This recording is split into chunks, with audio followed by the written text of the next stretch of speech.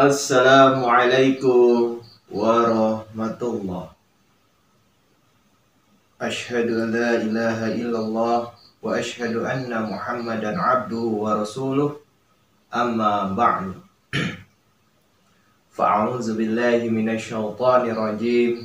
Bismillahirrahmanirrahim. Alhamdulillah, puji syukur kehadirat Allah Subhanahu wa taala, di mana di pagi hari ini yang penuh dengan kebahagiaan kita masih diberikan nikmat sehat, nikmat beribadah kepada Allah Subhanahu wa taala. Salawat serta salam kita senantiasa curahkan ke junjungan kita Nabi besar Muhammad Rasulullah sallallahu alaihi wasallam.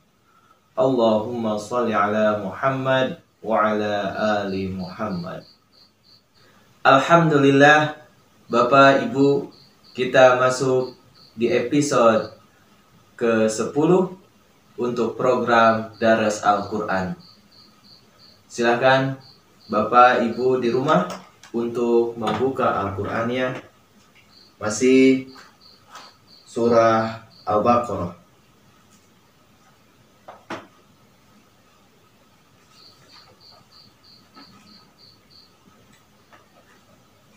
Baik, silahkan dibuka Al-Qur'annya, surah Al-Baqarah ayat 34.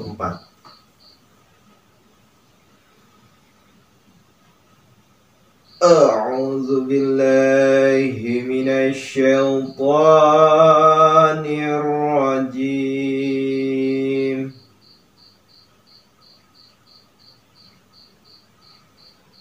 Qala ya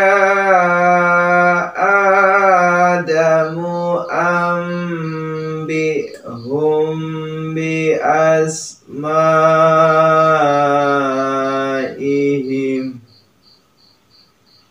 falamma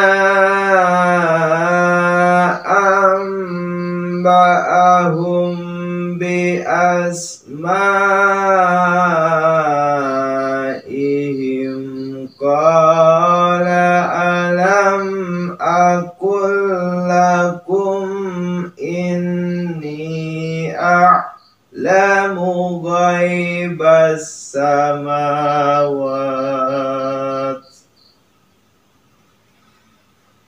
inni a'lamu ghaibas samawati wal ardi wa a'lamu ma tubduna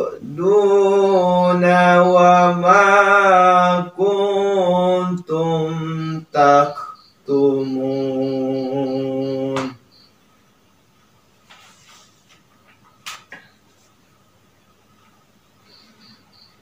Wa idh qulna lil malaikati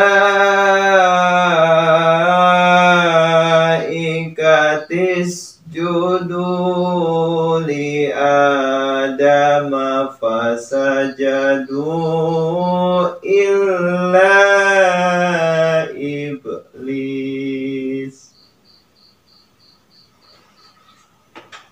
aba wastakbar wa kana minal kafirin.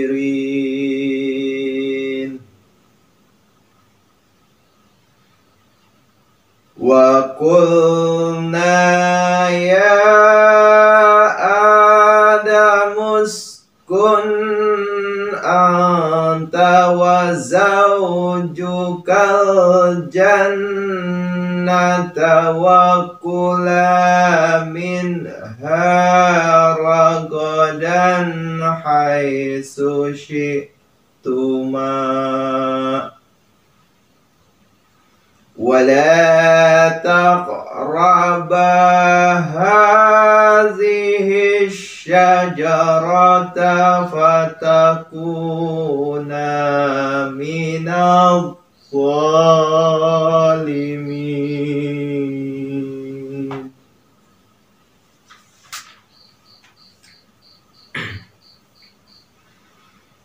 فأزلهما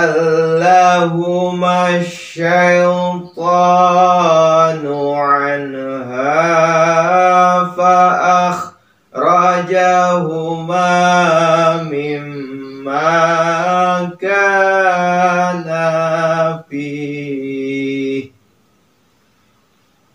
وقلنا اهبطوا بعضكم لبعض عدو ولكم في الأرض مستقر ومتاع إلى حين. Ya, cukup sampai ayat 37. Baik, selanjutnya kita masuk ke tajwid dan makhrajul hurufnya. Qala, di sana ada mad tabi'i alif. Ya mad jaiz munfasil. Nah, untuk mad jaiz munfasil itu panjangnya dari 2 hingga 5 harokat ya. Jadi bisa 2, 3, 4 atau 5. Kemudian nah, itu merupakan mad badal. Ambi. Nah, di sana ada hukum nun mati ya. Nah, nun mati bertemu dengan ba, tiada lain ialah iqlab. Bihum. Mim mati bertemu dengan ba. Nah, ini merupakan ikhfa syafawi ya. Jadi dibacanya sedikit mendengung ya. Ambi hum bi as. Nah ya. Selanjutnya asma. Nah, di sana ada mad wajib muttasil. Panjangnya perlu diingat 5 harokat ya, atau 5 ketukan. Selanjutnya bihim. Mim mati bertemu dengan fa. Nah, itu izhar syafawi. Nah, bi asmaihim. Nah, di atasnya itu ada tanda waqaf ya. Bisa diperhatikan Al-Qur'annya ya. Ada jim kecil di atas ihim. Nah, itu merupakan tanda waqaf jaiz. Artinya boleh berhenti, namun boleh juga dilanjutkan ya, tidak berhenti. Selanjutnya falamma. Nah, di sana ada gunnah ya.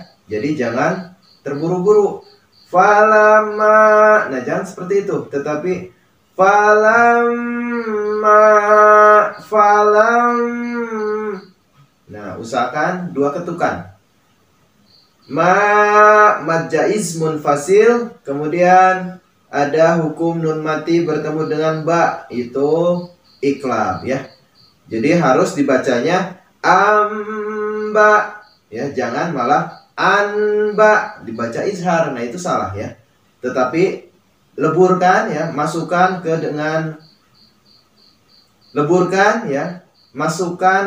ke huruf mim dulu ya.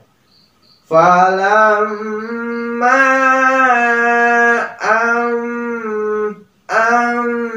amba'ahum. Ya, seperti itu. Kurang lebih ya. Ahum. Mim mati bertemu dengan ba, itu merupakan ikhfa syafawi ya. Jadi dibacanya sedikit mendengung. Bi asma. Nah, di sana ada mad wajib muttasil. Ihim. Hukum mim mati bertemu dengan qaf, izhar syafawi. Nah, di sini ada tanda waqaf ya. Di atas bi asmaihim ada lam alif kecil. Nah, itu tandanya dilarang berhenti di sana. Namun apabila terpaksa berhenti ya karena habis nafasnya, maka harus dibacanya diulang ya. Misalkan ya, berhenti di bi asmaihim, maka harus diulang dari falamma amba'ahum bi asma'ihim qala alam, ya. Jadi jangan malah langsung saja terabas, ya. Udah berhentinya ihim dilanjutkan qala. Nah, itu kurang tepat, ya. Matobi alif alam mim mati bertemu dengan alif itu merupakan izhar syafawi. Aqul lakum. Nah, ada siddah, ya. Kum hukum mim mati bertemu dengan alif, ya, izhar syafawi. Nah, itu merupakan gunnah, ya. Jadi harus ditahan sebanyak 2 harokat, jangan terburu-buru. Ni majaizmun fasil. A'lamu ghaiba. Nah, itu ada haraf layin. Ghaibas. Nah, dalam ta'rif, ya. Nah, itu alif lam syamsiyah. Ma matobi'i wa matobi'i wal ar. Nah, di sini ada dalam ta'rif juga, namun di sini bukan syamsiyah, ya, tetapi alif lam qamariyah. Wa a'lamu ma matobi alif tub. Qalqalah sugro du matobi wau wa ma matobi alif kuntum. Nah, ikhfa, ya, nun mati bertemu dengan ta, kemudian tum mim mati bertemu dengan ta, izhar syafawi. Jadi harus dibaca jelas, ya. Taktumun. Nah, di sini ada kaf mati, ya, maka itu hamas, ya. Taktumun. Mad arid lisukun. Untuk mad arid lisukun panjangnya 2 hingga 6 harokat. Jadi boleh 2, 3, 4, 5 hingga 6. Ayat selanjutnya, wa iz qulna na matobi alif lil mala mad wajib muttasil judu matobi wau li a mad badal fasajadu mad jaismun fasil illa. Nah, di sana ada siddah, ya. La mad jaismun fasil ib. Nah, itu qalqalah, ya. Lis mad tabi'i, ya. Aba mad tabi'i wastakbara wa ka mad tabi'i alif minal lam ta'rif alif lam qamariyah. Ka mad tabi'i firin mad arid li sukun. Next, wa qulna matobi alif ya mad jaismun fasil a mad badal damus kun. Nun mati bertemu dengan alif itu izhar halki, ya. Jadi harus dibaca jelas. Jangan malah dibacanya ya adamus ku'an. Nah, salah, ya, kurang tepat. Tetapi harus dibaca jelas. Ya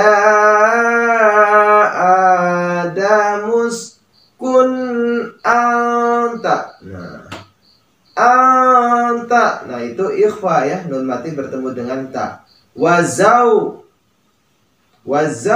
haraf layin. Wazaujukal. Nah, jukal alif lam qamariyah. Nah, di sini ada huruf jim, ya. Zaujukal. Nah, jangan malah dibacanya zauzukal. Nah, itu kurang tepat, ya. Namun bacaannya kurang lebih seperti ini. Wazaujukal, jukal, ya. Baik, kita lanjut untuk makhrajul huruf jim, ya. Formatnya seperti pertemuan yang sebelumnya, ya. Mari Bapak, Ibu, anak-anak sekalian, ya, kita ikuti ya sama-sama untuk makhrajul huruf jim ya, agar tidak salah.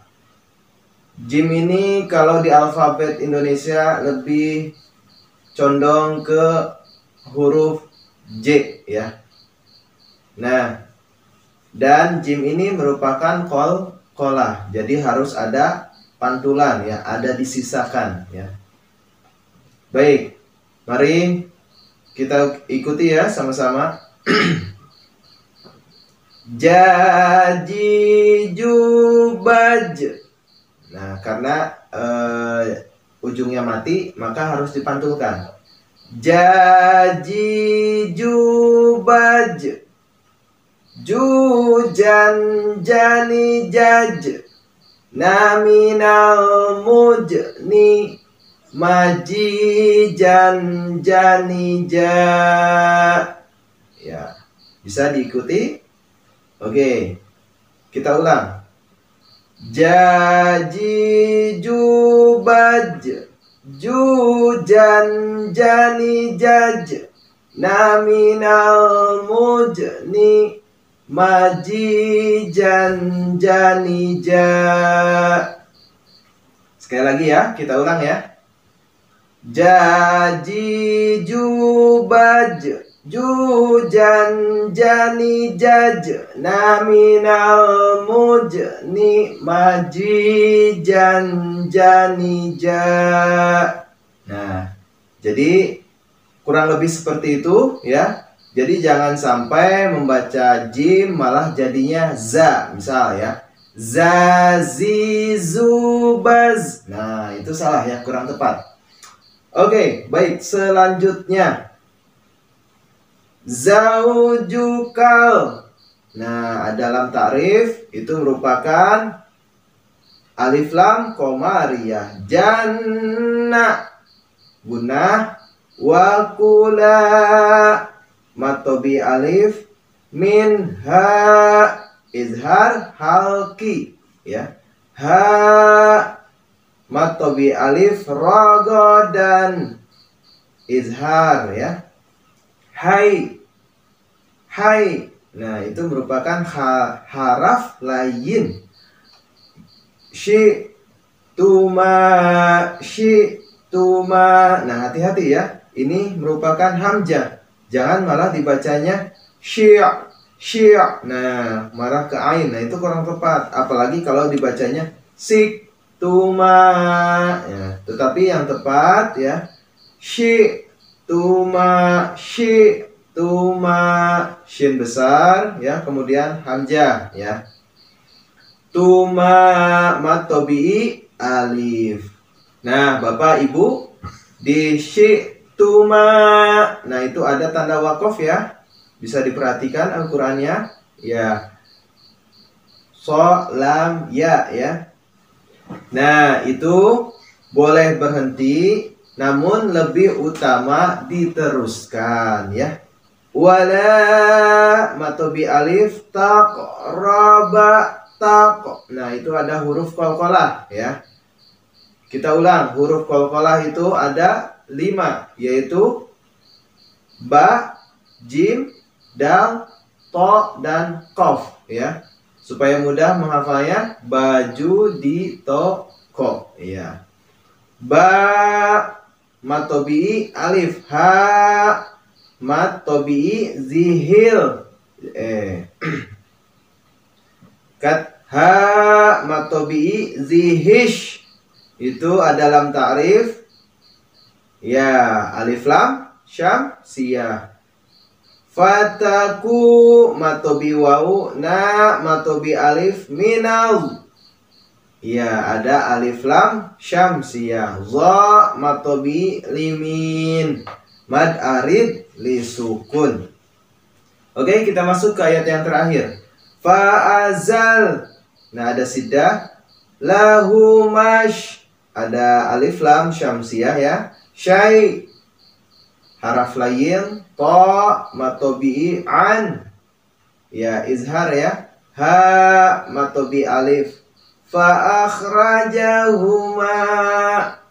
Matobi'i alif. Mim gunnah ya. Ma matobi alif, ka, matobi alif, na, matobi alif.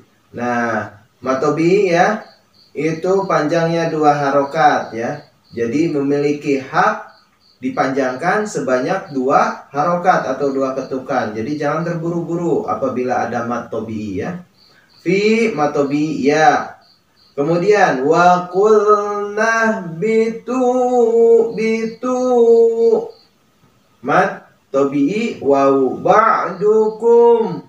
Mim mati bertemu dengan lam itu merupakan izhar syafawi. Li ba'din.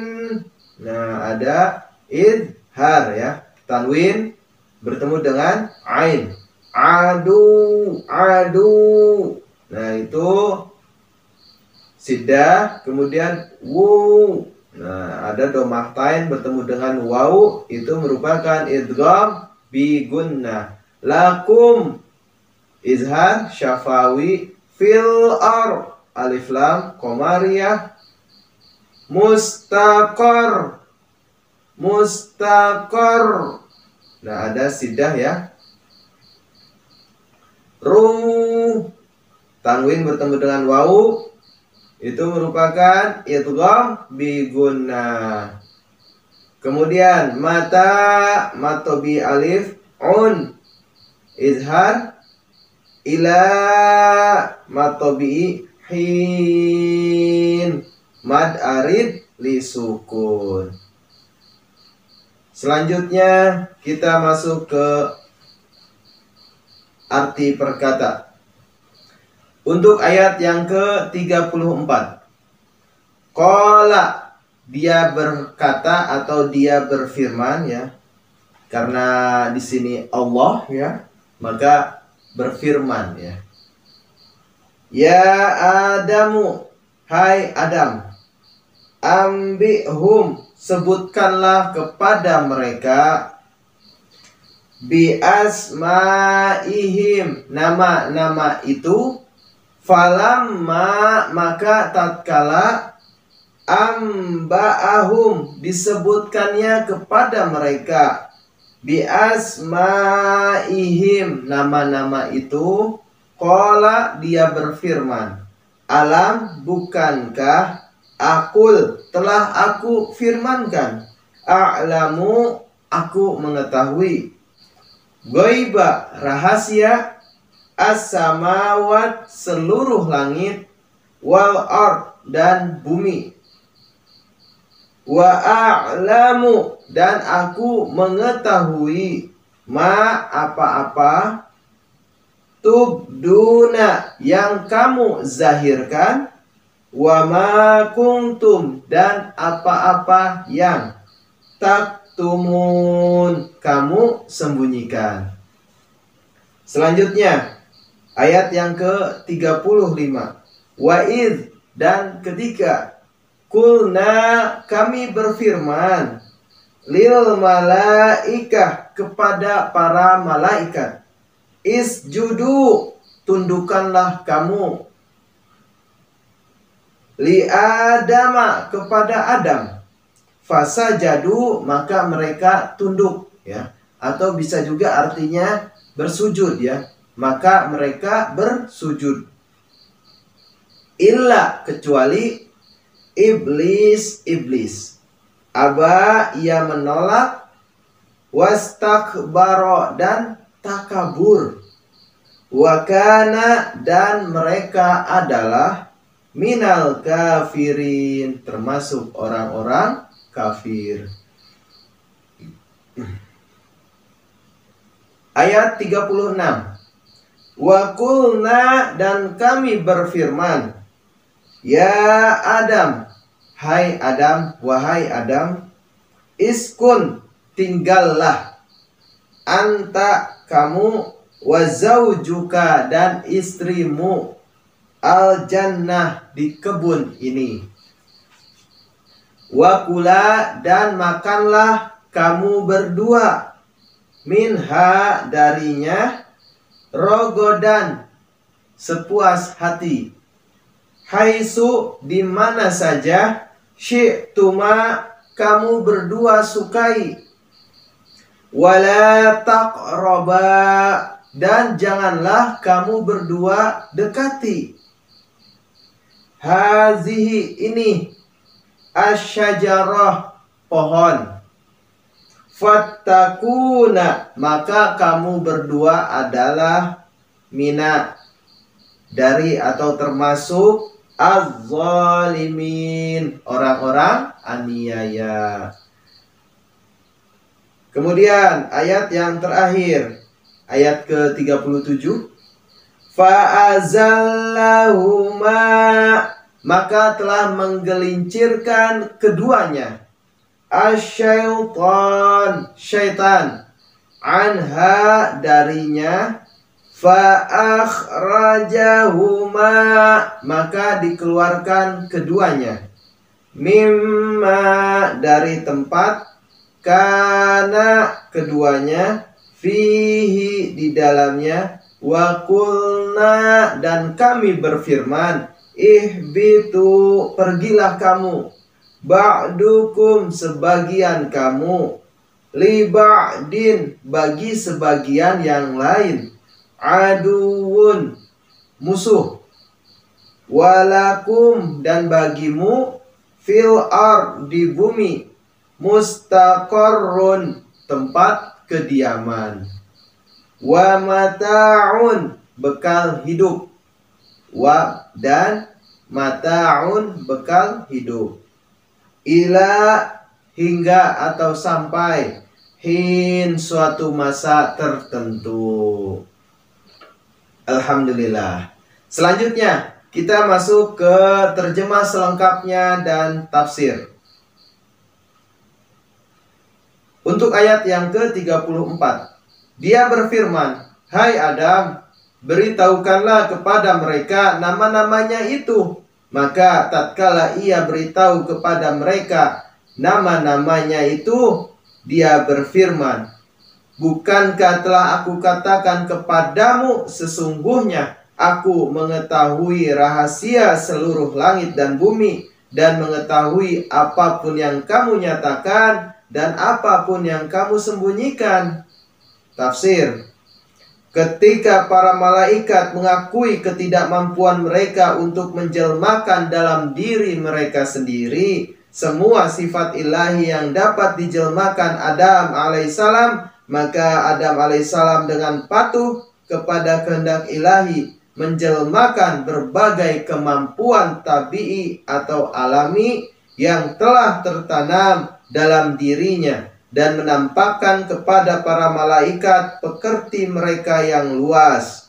Jadi kejadian Adam membuktikan perlunya penciptaan suatu wujud yang mendapat kemampuan dari Allah Subhanahu wa Ta'ala untuk berkehendak atau beriradah, sehingga ia dapat dengan sekehendak sendiri memilih jalan kebaikan atau keburukan, dan karena itu dapat menampakkan kemuliaan dan keagungan ilahi. Terjemah ayat selanjutnya. Dan ingatlah ketika kami berfirman kepada para malaikat, tunduklah kamu kepada Adam, lalu mereka tunduk kecuali iblis. Ia menolak dan takabur, dan ia sejak semula termasuk yang ingkar.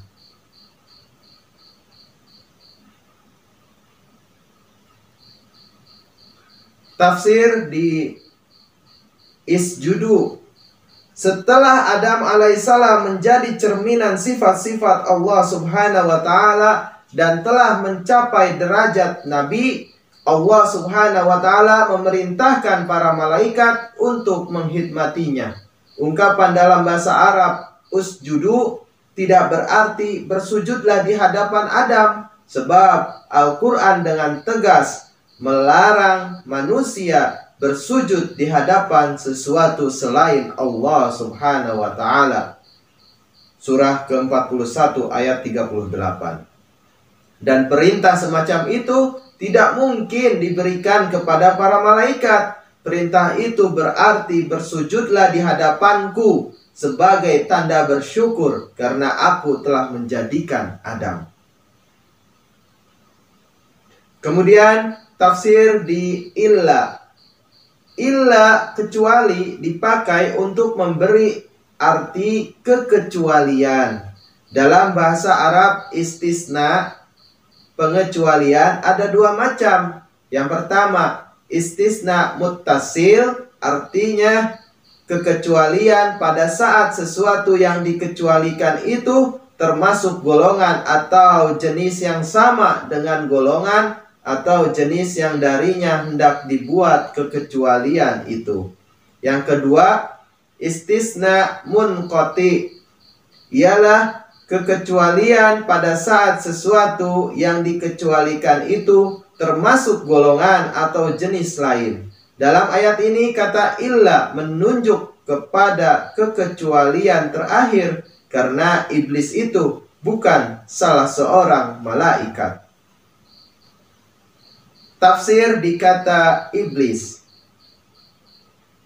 Kata iblis berasal dari ablasa, yang berarti satu, kebaikan dan kebajikannya berkurang. Dua, ia sudah melepaskan harapan atau jadi putus asa akan kasih sayang Tuhan. Tiga, telah patah semangat. Empat, telah bingung dan tak mampu melihat jalannya. Dan lima, ia tertahan dari mencapai harapannya. Berdasarkan akar katanya, arti kata iblis itu suatu wujud yang sedikit sekali memiliki kebaikan tapi banyak kejahatan, dan disebabkan oleh rasa putus asa akan kasih sayang Tuhan oleh sikap pembangkangannya sendiri, maka ia dibiarkan dalam kebingungan, lagi pula tidak mampu melihat jalannya. Bapak Ibu yang dirahmati oleh Allah Subhanahu wa Ta'ala, iblis seringkali dianggap sama dengan setan, tetapi dalam beberapa hal berlainan dari dia. Harus dipahami bahwa iblis itu bukan salah seorang dari para malaikat, sebab ia di sini dilukiskan tidak patuh kepada Allah Subhanahu wa Ta'ala, sedangkan para malaikat dilukiskan sebagai senantiasa tunduk dan patuh.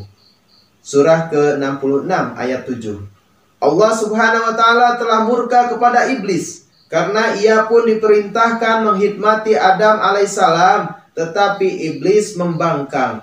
Surah ke-7 ayat 13. Tambahan pula, sekalipun jika tiada perintah tersendiri bagi iblis, perintah kepada para malaikat harus dianggap meliputi semua wujud, sebab perintah kepada para malaikat sebagai penjaga berbagai bagian alam semesta dengan sendirinya mencakup juga semua wujud. Seperti dinyatakan di atas, iblis sesungguhnya nama sifat yang berdasarkan arti akar katanya diberikan kepada roh jahat yang bertolak belakang dengan malaikat. Diberi nama demikian karena ia mempunyai sifat-sifat buruk seperti dirinci di atas, terutama bahwa ia sama sekali miskin dari kebaikan dan telah dibiarkan kebingungan dalam langkahnya dan hilang harapan akan kasih sayang Tuhan. Bahwa iblis bukanlah syaitan yang disebut dalam surah kedua ayat 37, jelas dari kenyataan bahwa Al-Quran menyebut kedua nama itu berdampingan manakala riwayat Adam alaihissalam dituturkan, tetapi di mana-mana dilakukan pemisahan yang cermat antara keduanya itu. Kapan saja Al-Quran membicarakan makhluk yang berbeda dari para malaikat menolak berbakti kepada Adam alaihissalam, maka Al-Quran senantiasa menyebutnya dengan nama iblis. Bila Al-Quran membicarakan wujud yang menipu Adam alaihissalam dan menjadi sebab Adam alaihissalam diusir dari kebun, maka Al-Quran menyebutnya dengan nama syaitan. Perbedaan ini yang sangat besar artinya dan tetap dipertahankan dalam Al-Quran, sedikitnya pada 10 tempat, yaitu surah kedua ayat 35 dan 37, surah ke-7 ayat 12 dan 21, surah ke-15 ayat 32, surah ke-17 ayat 62, surah ke-18 ayat 51, surah ke-20 ayat 117 dan 121, terakhir surah ke-38 ayat 75. Jelas memperlihatkan bahwa iblis itu berbeda dari setan yang menipu Adam alaihissalam dan merupakan salah seorang dari kaum Nabi Adam alaihissalam sendiri. Di tempat lain Al-Quran mengatakan bahwa iblis tergolong makhluk-makhluk Allah tersembunyi dan berlainan dari para malaikat, mampu menaati atau menentang Allah subhanahu wa ta'ala. Surah ke-7 ayat 12 dan 13. Terjemah ayat yang ke-36. Dan kami berfirman, hai Adam, tinggallah engkau dan istri engkau dalam kebun ini, dan makanlah darinya sepuas hati dimanapun kamu berdua suka. Tetapi janganlah kamu mendekati pohon ini, maka kamu berdua akan menjadi orang-orang aniaya. Ya, di sini ada catatan kaki. Maksud dari para perkataan syajarah atau pohon di sini adalah hukum-hukum syariat yang terkait dengan larangan-larangan. Kalau perintah-perintah ini dilanggar, maka keamanan manusia di bumi ini menjadi hilang. Di sini Allah berfirman kepada keduanya, akan tetapi maksudnya bukan berarti hanya Adam dan Hawa saja yang tinggal di kebun itu. Karena ayat selanjutnya, ihbitu minha jami'a, keluarlah kalian semua darinya. Jelas menunjukkan bahwa di kebun itu ada juga keturunan Adam yang lainnya. Tafsir di kata kebun. Kata jannah, kebun atau taman yang tercantum pada ayat ini tidak memberi isyarat kepada surga, tetapi hanya kepada tempat seperti kebun, tempat untuk pertama kali Adam alaihissalam disuruh tinggal. Kata itu tak dapat ditujukan kepada surga. Pertama, karena di bumi inilah Adam alaihissalam disuruh tinggal. Surah kedua ayat 37. Kedua, surga itu tempat yang bila seseorang sudah memasukinya tidak pernah dikeluarkan lagi. Surah ke-15 ayat 49. Sedangkan Adam alaihissalam diharuskan meninggalkan jannah atau kebun itu seperti dituturkan dalam ayat ini. Hal itu menunjukkan bahwa jannah atau kebun tempat untuk pertama kalinya Adam alaihissalam tinggal itu tak lain hanya tempat di bumi ini juga, yang telah diberi nama jannah karena kesuburan tanahnya dan penuh dengan tumbuh-tumbuhan. Penyelidikan akhir-akhir ini telah membuktikan bahwa tempat itu Taman Eden yang terletak dekat Babil di Irak atau Assyria. Keterangan Ensiklopedia Britania pada kata Ur.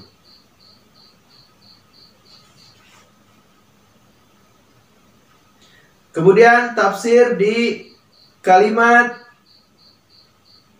dimanapun kamu berdua suka.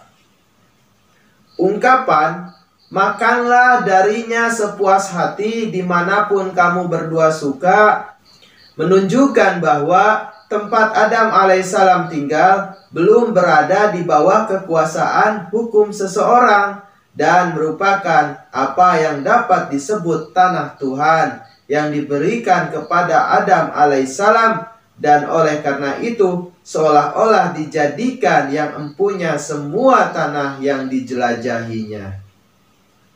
Kemudian tafsir di syajarah, pohon ini. Menurut Bible, syajarah, pohon yang terlarang itu pohon ilmu pengetahuan baik dan buruk. Tetapi menurut Al-Quran, sesudah memakan buah terlarang itu Adam dan Hawa menjadi telanjang. Hal itu berarti bahwa tidak seperti halnya ilmu yang menjadi sumber kebaikan. Pohon itu sumber kejahatan yang menjadikan Adam alaihissalam menampakkan sesuatu kelemahan. Pandangan Al-Quran itu ternyata tepat sebab memahrumkan atau memiskinkan orang dari ilmu pengetahuan berarti menggagalkan tujuan yang untuk itu ia dijadikan. Tetapi Al-Quran dan Bible agak sepakat juga mengenai hal bahwa pohon itu bukan benar-benar sebatang pohon biasa, melainkan hanya suatu perlambang. Sebab tidak ada pohon yang memiliki salah satu ciri-ciri khas di atas, yaitu menjadikan orang telanjang atau memberikan ilmu baik dan jahat pernah ada terdapat di muka bumi ini. Jadi pohon itu hanya mengisyaratkan sesuatu yang lain. Syajaroh berarti pula perselisihan. Di tempat lain Al-Quran menyebut dua macam syajaroh. Yang pertama syajaroh thayyibah, pohon baik. Yang kedua syajaroh khabisyah, pohon jahat. Untuk itu lihat surah ke-14 ayat 25 dan 27. Hal-hal yang suci dan ajaran-ajaran yang suci itu diserupakan dengan yang pertama, syajaroh thayyibah, dan hal-hal yang tidak suci dan pikiran yang kotor diserupakan dengan yang kedua, syajaroh khabisah. Mengingat keterangan-keterangan itu, ayat ini dapat berarti satu, bahwa Adam alaihissalam diperintahkan untuk menghindari pertikaian. Dua, bahwa ia diperingatkan terhadap hal-hal yang buruk. Terjemah ayat yang terakhir, ayat ke-37. Kemudian setan menggelincirkan keduanya dengan perantaraan pohon itu, lalu mengeluarkan keduanya dari keadaan mereka sebelumnya. Dan kami berfirman, pergilah kamu dari sini, sebagian darimu musuh bagi yang lain, dan di bumi inilah tempat kediaman bagimu dan perbekalan hidup sampai suatu masa tertentu. Tafsir Asy-Syaitan. Kalimat pertama dalam ayat ini berarti bahwa suatu wujud yang bersifat setan membujuk Adam alaihissalam dan istrinya keluar dari tempat mereka itu ditempatkan, dan dengan demikian menjauhkan mereka dari kesenangan yang dinikmati mereka. Seperti diterangkan dalam surah kedua ayat 35, makhluk yang menipu dan menjerumuskan Adam alaihissalam ke dalam kesusahan itu ialah setan dan bukan iblis, yang dituturkan menolak menghikmati Adam alaihissalam. Jadi setan di sini tidak merujuk kepada iblis, tetapi kepada seseorang lain dari kaum di zaman Adam alaihissalam yang adalah musuhnya.